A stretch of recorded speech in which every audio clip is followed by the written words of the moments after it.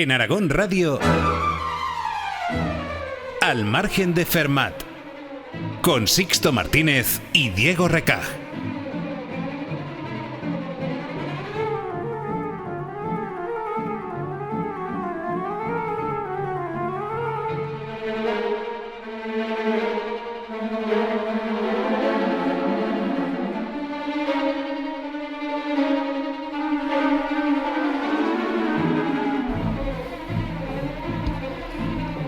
Desde los albores de la humanidad, los fenómenos astronómicos han despertado la fascinación de prácticamente todas las civilizaciones. En la griega, por ejemplo, el cielo se veía como la morada de los dioses, donde se plasmaban algunas de esas historias míticas, como la constelación Tauro, donde se habla de ese mito de Tauro en el que Zeus se convirtió en un toro blanco para conquistar Europa. Los católicos hablan de ese cielo, ese mundo al que se trasciende tras la muerte. Y los aztecas, por ejemplo, interpretaban los fenómenos astronómicos como manifestaciones de los dioses, como su ira o su benevolencia. Todas estas convicciones, lo malo es que llegaron a lastrar mucho a la ciencia, porque, claro, esos avances que ocurrían en la ciencia, que permitían otras interpretaciones y algunos cambios, a veces entraban en conflicto con esas místicas asociadas a esos fenómenos que no podían ser cuestionadas. Vale. Yo creo que no hace falta que mencionemos esa conocida historia en la que ejecutaron a Copérnico por haber acertado en su modelo heliocéntrico, que, claro, contradecía que la creación de Dios, la Tierra, debía estar en el centro. A día de hoy es de agradecer que no nos dejemos llevar tanto por esos argumentos sin fundamento. Pero lo que no ha cambiado, creo yo, es esa fascinación que seguimos sintiendo por el cielo y por los fenómenos astronómicos. Todavía nos ilusiona ver una estrella fugaz o aún más, ver un eclipse, como ese que tanto estamos oyendo que tendrá lugar este próximo 12 de agosto. Sin embargo, aunque como ya decíamos, no nos dejamos llevar por las teorías místicas, tampoco sabemos del todo cómo funcionan realmente esos fenómenos. En particular, los eclipses solares.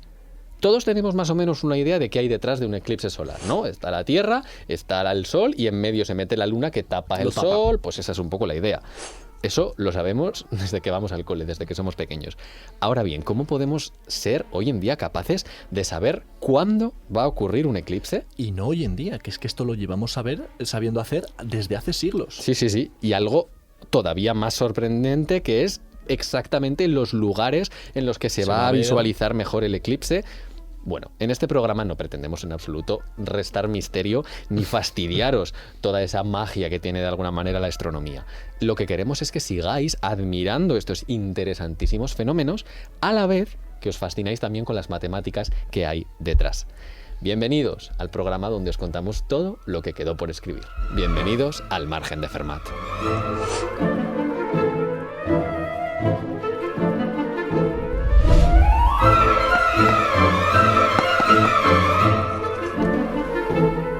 Vamos a hacer, nunca mejor dicho, de abogados del diablo, porque así fue. Y es que, bueno, muchos miramos hoy hacia atrás y pensamos, ¿cómo podía estar la gente tan loca de pensar que el Sol giraba alrededor de la Tierra? Pero pocos se dan cuenta de que en aquel momento decir lo contrario tampoco era una afirmación tan trivial. O sea, al fin y al cabo, los humanos estamos dentro de la Tierra y no percibimos, de alguna manera, que ésta está orbitando alrededor del Sol como si estuviésemos, yo que sé, en un tío vivo, que ahí lo vemos claramente el giro, ¿no? Esto, el no tener en cuenta que verdaderamente las dos opciones, afirmar una de las dos no era más trivial que la otra, no solamente hace parecer demasiado ignorantes a las personas que en aquel momento apostaban por el modelo geocéntrico, sino que también desmerece mucho el trabajo de los que se dieron cuenta del modelo heliocéntrico. El mismo Copérnico tuvo que darse cuenta de algo muy, muy complicado. Es un meritazo. Es que, claro, ahora estamos acostumbrados a ver imágenes, ¿no?, en los libros de conocimiento del medio. Todo es precioso. De esos planetitas que están dando vueltas alrededor del Sol. Es todo muy fácil. Pero, claro, pongámonos en su situación. Es que antes no había una forma de mirar desde afuera, no había un criterio para poder ver lo que verdaderamente estaba pasando. Esto es un problema muy interesante dentro de las matemáticas, dentro de la topología, del cual yo creo que ya mencionamos en algún episodio previamente. efectivamente, y es que no podemos ver los objetos de una cierta dimensión desde esa propia dimensión. No podemos ver los objetos bidimensionales desde un objeto bidimensional. Hay que salir al mundo en 3D para poder diferenciarlos, y un poco lo mismo pasa aquí, porque aquí estamos dentro de un objeto tridimensional y queremos saber cómo funciona ese propio objeto tridimensional. De hecho, vamos a hablar del gran problema que presentaba el modelo geocéntrico. Y aquí quiero hacer una reivindicación, que yo creo que es muy importante. Hoy en día nos creemos muy guays porque sabemos que el modelo es el heliocéntrico y no el geocéntrico. Y pensamos en esta gente como qué tontos eran. Vamos a ver, si tú dices que el modelo heliocéntrico es el de verdad porque lo has visto en un libro y te lo ha dicho alguien a quien no le has podido cuestionar nada, que es el profesor, ¿cuál es la diferencia con aquel que decía que el modelo era geocéntrico porque lo había visto en otro libro, la Biblia en este caso, o cosas parecidas, y se lo decía a alguien que tampoco se le podía cuestionar, que en este caso era un cura, pero ahora es el profesor? Es que es un poco esa idea. Es decir, la ciencia en este caso no se está enseñando bien, porque la gracia de la ciencia es que el conocimiento es independiente de quien te lo cuente. Es que es verdad porque tú puedes ir a ver y efectivamente será. En este caso, el problema del modelo geocéntrico era la gran complejidad para explicar cómo se movían los planetas. Claro. Y es que, claro, piénsalo, las órbitas vistas desde la Tierra hacen cosas verdaderamente extrañas y es muy difícil tanto predecirlas como, bueno, ya no te quiero decir dibujarlas. ¿Cuál es el problema? Pues que vistas, como te decía, vistas desde la Tierra, los planetas parece que avanzan, de repente empiezan a parar, van hacia atrás y luego vuelven a acelerar y tal. Es como que van haciendo rizos. Aquí es un verdadero jaleo. Lo que nos está pasando, yo creo, es que teníamos en ese momento el sistema de referencia puesto en un punto que no era el más indicado. Sistema de referencia, ¿a qué me refiero con esto? Pues a dónde colocamos, digamos, el origen de todo, y a partir de ahí nos podemos mover hacia un lado o hacia el otro. Por poner un ejemplo muy sencillo, si yo te voy a lanzar una pelota y para mí el sistema de referencia, el origen soy yo lo que voy a ver es que la pelota se aleja de mí. Pero tú desde tu sistema de referencia lo que vas a ver es que la pelota se te acerca. ¿Tiene uno de los dos más razón que el otro? No, el poner el sistema de referencia en la Tierra no es un problema, siempre y cuando deduzcamos cómo son las órbitas de los planetas respecto a ese sistema de referencia. Y eso era lo que no terminaba de cuadrar y lo que se solucionó mucho cuando el sistema de referencia se cambió de la Tierra al Sol. Es decir, no es que uno de los dos sea peor que el otro, el problema está en asumir que tomando como sistema de referencia la Tierra, todo gira alrededor de ella. Ese fue el problema, ese geocentrismo que poco a poco dejamos de asumir. Y bueno, la otra parte que tú también has dicho muy bien, Sixto, es que fue un gran meritazo darse cuenta de esto. A veces, para entender estas cosas, pues podemos ahora ya mirarlas un poquito desde el presente, con una vista más de pájaro. El propio Galileo ya se refería entonces a que el sistema de referencia, un poco lo que estaba yo diciendo, da igual cuál cojamos siempre y cuando no haya aceleraciones ahí de por medio involucradas. Eso es lo que se llama sistemas de referencia inerciales. En este caso, sí que hay una aceleración, y eso te va a decir no trivial en absoluto, que es la aceleración que hace orbitar por la fuerza de la gravedad. Que, ojo, en el momento de Galileo todavía no se conocía como tal la fuerza de la gravedad. Es que Newton no había ni nacido en aquel momento. A mí me parece loquísimo las conexiones que había en estos momentos de la historia y cómo los científicos iban descubriendo poco a poco. Bueno, el que puso un poco de orden en todo esto fue, que igual os suena a todos los que hayáis estudiado algo relacionado así con física y tal, es Johannes Kepler. Él planteó, a partir de unas observaciones con mucha menos precisión de la que hoy damos por sentada, y con estos movimientos tan extraños de los que estamos hablando, 3 leyes que son las famosas leyes de Kepler.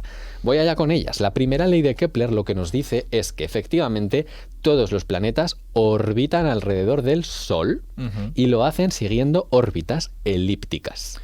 Ojo con lo de las elípticas, porque tienen unos cuantos detalles. Así como, por ejemplo, el círculo, estamos todos muy familiarizados como el conjunto de los puntos que están a la misma distancia de un punto concreto, que es el centro. Para la elipse lo que hacemos es que fijamos 2 puntos que se llaman los focos. Vale. Y ahora encontramos todos los puntos que, si sumamos las distancias a uno y otro foco, siempre sea el mismo número. Vale, eso es una elipse, esos son los focos de la elipse. Y lo que decía también Kepler en esta primera ley es que dentro de esa órbita que describe un planeta alrededor del Sol, el Sol está situado exactamente en uno de los focos. Ya, para empezar, esto ya me parece fascinante. Es una locura. Bueno, segunda ley de Kepler. Ojo, un poquito ya más complicada de entender. La línea que une el Sol con el planeta barre áreas iguales en tiempos iguales. Esto aquí, la verdad, yo todavía no sé cómo se dio de cuenta Kepler de esto, pero bueno, para intentar visualizarlo un poco, podemos pensar en lo siguiente, que no tiene ningún tipo de sentido físico, pero vamos a intentar pensarlo así. Supongamos que cogemos una red de arrastre y anclamos uno de los extremos en el Sol y otro de los extremos en el planeta. ¡Ojo, qué red de arrastre! Vale. Entonces, si fuésemos viendo cuánta área, cuánto mar, por decirlo así, espacio, recorre esa red, siempre recorre el mismo en tiempos cada unidad iguales. de tiempo. Es decir, Vale. cuando pase igual por la parte que está como más cerquita, Irá tendrá que ir más. más rápido, porque Sí. para cubrir el mismo área. Cuando esté lejos, tendrá que ir más Un lento poquito para más cubrirlo. despacio, vale. Eso lo está- mismo. nos relaciona un poquito la velocidad a la que va a ir en cada momento Ahí está. según el área que vaya a barrer. Y la tercera ley de Kepler, esta la leo ya así porque no hay manera, es que el cuadrado del periodo orbital es directamente proporcional al cubo del semieje mayor de la órbita elíptica. ¡Hala! Ahí lo dejo. Y lo Kepler. dejamos bien. Bueno, esta, por supuesto, de palabras, un poco difícil de ilustrar, así que simplemente os vamos a decir por qué es tan importante. Y es que cuantifica, es decir, pone números en una relación que es muy importante, y todavía lo sería más adelante, para poder encontrar fórmulas que rigen esas leyes de la gravedad, que luego encontraría Newton y demás. Con estas leyes ya podemos hacer cálculos y poner, digamos, números o fórmulas sobre esos patrones, normas que llevábamos observando en los astros. Ujú.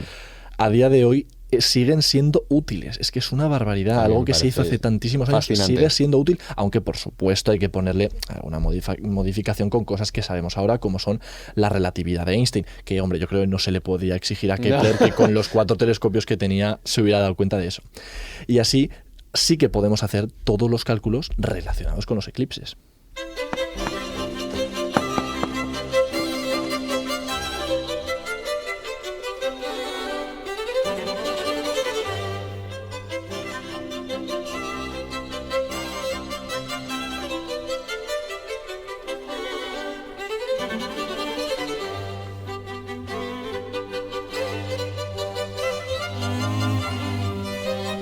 Dale. Pues bueno, ya tenemos una idea de cuáles son esos fundamentos, muy a grandes rasgos, para calcular órbitas y cosas así. Pero ahora vamos un poco a lo concreto de este programa.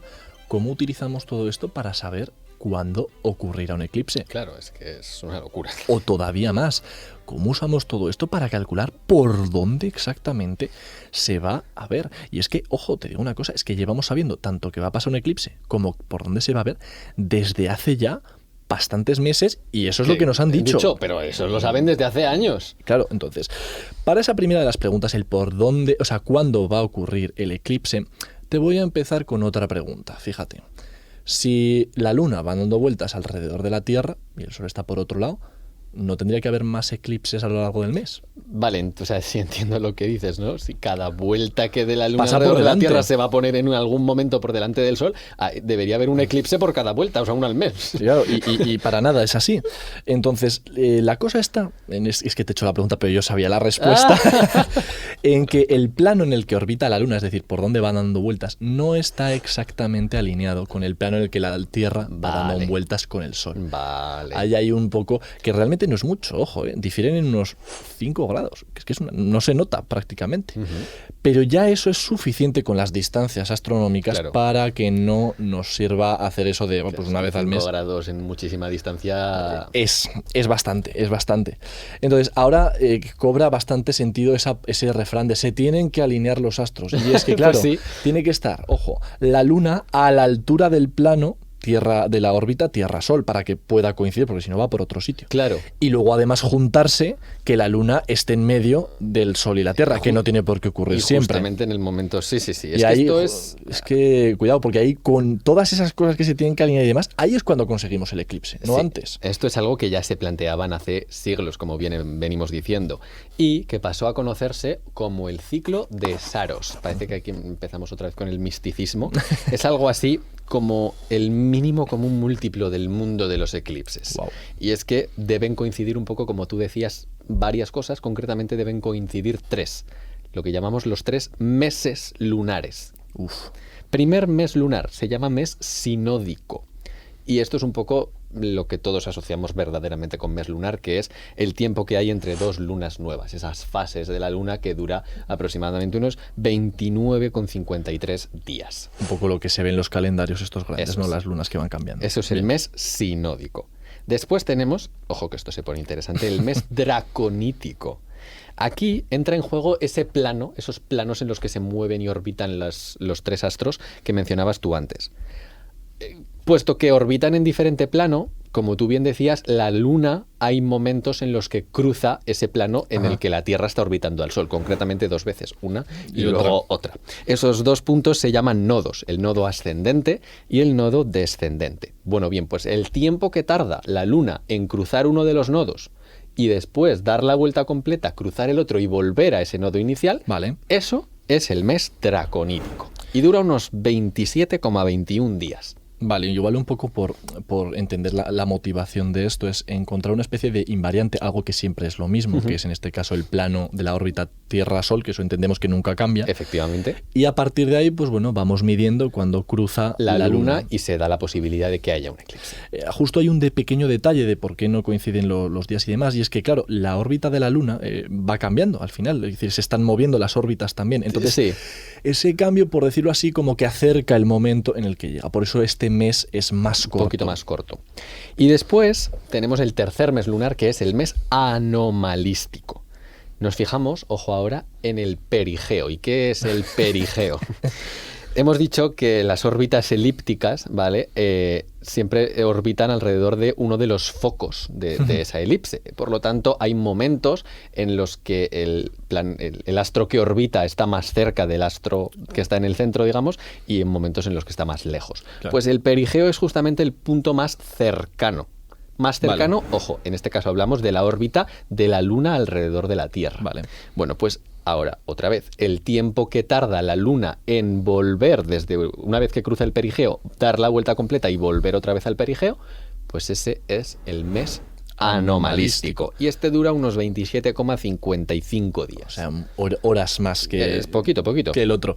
Aquí de nuevo, ¿la motivación cuál es? Bueno, pues en vez de fijar un invariante, eso que nunca cambia, como es el plano de la órbita que decíamos antes, aquí lo que buscamos es un punto singular, un punto que es fácil de distinguir. Correcto. Que dices, vale, aquí es el momento más tal porque luego se aleja. Y de nuevo, pues intentamos medir cuándo se repite. Aquí... Otra es que ocurre lo mismo, que como la órbita de la Luna se va moviendo un poco, pues es lo que hace que en este caso sea un poquitín más largo que ese draconítico. Pero vamos. Esa es un poquito la idea. Bueno, pues esa idea de el mínimo común múltiplo de estos 3 meses lunares, pues bueno, la coincidencia de los 3 que yo acabo de decir ocurre cada 18 años, 11 días y 8 horas. Y aquí algo que a mí me parece muy interesante. Esas 8 horas de más, la Tierra gira. Sobre sí misma me refiero. Gira concretamente 1/3 de vuelta, porque 8 es 1/3 de las 24 horas que tiene un día. Y eso quiere decir que aunque el eclipse se repite siempre con la misma forma y con la misma duración, no se ve exactamente en los mismos puntos de la Tierra, porque la Tierra ya ha girado ese tercio respecto a su eje. Para que un eclipse, ojo, se repita exactamente en el mismo sitio, además, necesitamos que pasen no 1, no 2, sino 3 ciclos de Saros, que son esas 8 más 8 más 8, 24 horas que hacen casi un día. Ese ciclo triple, es que yo no puedo más, se llama exeligmos y dura, ojo, 54 años y 34 días. Madre mía, el reloj del universo, esto es al final. Esto es una maravilla. Y a partir de esto que estábamos diciendo, ya podemos afrontar esa segunda gran pregunta que teníamos. ¿Y cómo hace la gente para calcular exactamente por dónde va a pasar? Esto me parece... Pues bueno, parece más difícil, ¿no? Pues es que lo es. Entonces, ya tenemos que avisar a nuestros oyentes que no vamos a poder entrar en todo el detalle que tiene, pero yo creo que la idea general sí que la podemos ilustrar. Pero vamos a utilizar una técnica que va a ser ir montando modelos muy sencillitos e ir haciéndolo más complejos para que se pueda comprender bien cómo funciona. Vamos a empezar suponiendo que muchos de los oyentes están en su casa, que tenemos una lámpara en el techo, pero es una lámpara infinitamente, o sea, es muy, muy, muy pequeña, prácticamente como un LED, súper pequeñita. Y entre la lámpara y el suelo ponemos pues un planeta, una esfera pequeñita. Vale, estamos recreando un poco de eclipse en nuestra casa. Claro, entonces todo el mundo más o menos se imagina lo que ocurre, ¿no? Pues que se proyecta una sombra circular que en este caso será más grande que la esfera como la veíamos. Es decir, parece Sí, más grande, ¿no? Porque es eso como una es. especie de cono de luz. Correcto. En este caso, podemos pensar en las propias sombras chinescas, vaya, lo Sí, que mismamente se hace. Cuanto más cerca estemos, sí. Ahí está. Entonces, eso sería, digamos, el primer modelo de una especie de eclipse, pero tiene muchos fallos. El primero de todos es que decir que el Sol es tan pequeño como un LED, yo creo que no es del todo realista. Vale, vamos a pensar ahora que ese LED se hace un poquito más grande. Se hace pues, Una bola, ¿no? otra bola de un tamaño comparable a la que hemos puesto como planeta. Vale.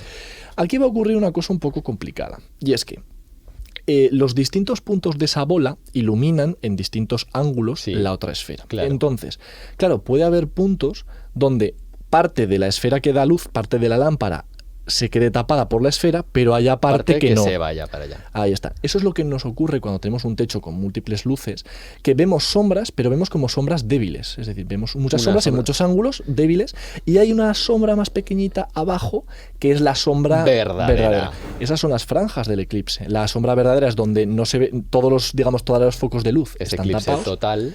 Y lo otro es parcial, pues que hay parte de la esfera que está tapada y parte que no. Y aquí, ojo, merece la pena hablar de una coincidencia matemática muy importante. El área de la circunferencia del Sol que nosotros vemos, o sea, bueno, de la circunferencia del Sol es, ojo, 400 veces más grande que la circunferencia de la Luna. Ujú.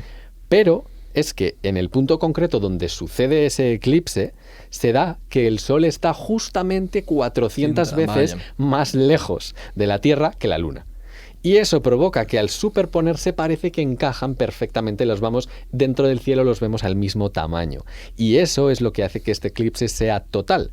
Si la Luna fuese más pequeña o estuviese Sí, más lejos, más lejos. cerca del Sol de alguna manera, lo que tendríamos ahí no es un eclipse total, sino un eclipse parcial o anular, porque Sí, esto veríamos que hace ese el anillo anillo. del Sol por detrás de la Luna.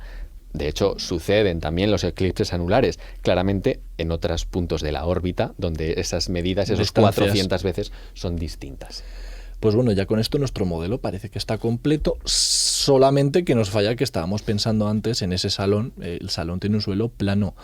La Tierra no es plana. Para disgusto de muchos, pero efectivamente no es plana. Aquí es donde llegan las cuentas que no nos podemos meter porque requieren pues eso, de una maquinaria un poco más potente. Pero la idea principal, por decirlo así, es la siguiente. Por un momento dado vamos a hacer algo muy peligroso, que es asumir que hay un plano que cruza la Tierra perpendicular a la línea de luz que le daría el Sol. Vaya, como una especie de panel solar. Sí. Y hemos cascado ahí, que pasa por el centro de la Tierra, monstruoso. Entonces, si es sobre ese panel solar, todo lo que hemos dicho del salón y demás, aplica perfectamente, Sí. no hay ningún problema. Entonces, lo que hacemos es calcular sobre ese plano cuál es la región donde pues, va a haber eclipse total, Y parcial lo y demás. ajustamos a eso. Y luego viene el paso complicado, que es, pues vale, con todos los ángulos que teníamos antes de, pues eso, las distancias Sol, Luna, Sol, Sí, Tierra, sí. los ángulos entre ellas, las distancias que hay. Todo eso lo juntamos y proyectamos, por decirlo así, como si hacen, como en un, ¿cómo se dicen estos sitios? Los cines estos circulares, que sí. son esféricos. Pues hacemos lo mismo, como que cogemos ese resultado plano y lo llevamos a la esfera, de teniendo la en Tierra. cuenta ahí unos detalles. Aquí sí que no nos metemos de cómo se hace eso, pero simplemente decimos a todos aquellos curiosos que se atrevan que este método se llama el de los elementos besselianos y ahí sí que ese... Lo dejamos. Ahí lo dejamos. Sí que por último, por tener una nota actualizada, hoy en día tenemos mucho poder computacional y eso permite hacer grandes simulaciones que tienen en cuenta hasta la más pequeña influencia, como yo que sé, la gravedad de Júpiter o esa relatividad que comentabas tú antes. Eso es lo que nos permite hacer mediciones y predicciones súper precisas, pero al final los métodos clásicos, aunque quizás ya no sean aptos a nivel súper profesional, siguen demostrando una gran admiración por su potencia y su elegancia.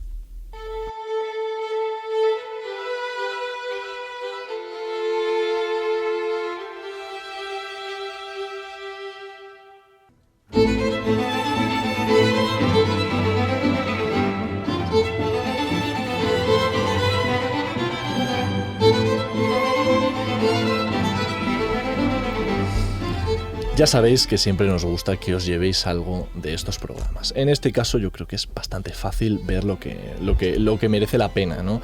Lo primero, que valoréis como merecen las leyes astronómicas fundamentales, porque aunque a día de hoy ya nos parecen muy simples, fueron un gran hito.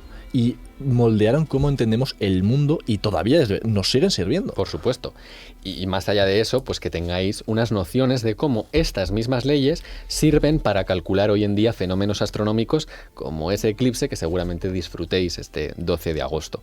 Cuando estéis admirándolo con gafas, por supuesto. Muy importante, muy importante. Esperemos que no solamente os quedéis con lo que se ve o lo que no se ve, sino con todas las matemáticas que, nunca mejor dicho, están ahí detrás de ese eclipse. Diego, ha llegado el momento. Con este programa ya cerramos la temporada de Al Margen de Fermat. Han sido 20 episodios. Yo estoy contentísimo. Y la verdad es que, si bien no esperamos, tampoco hay que ser presuntuosos, que nadie se crea un experto, pero sí que hemos abarcado muchísimo del espectro que cubre, digamos, el infinito mundo de las matemáticas. Te llevas ahí un poquito de cada cosa. Te has llevado desde IA, las elecciones, la teoría de juegos, hasta teoría de categorías, de números y de conjuntos. Totalmente. Cosas muy teóricas y muy aplicadas. Algunas más fáciles y esperamos que no demasiadas difíciles. Las matemáticas, eso sí, tienen muchísimo más.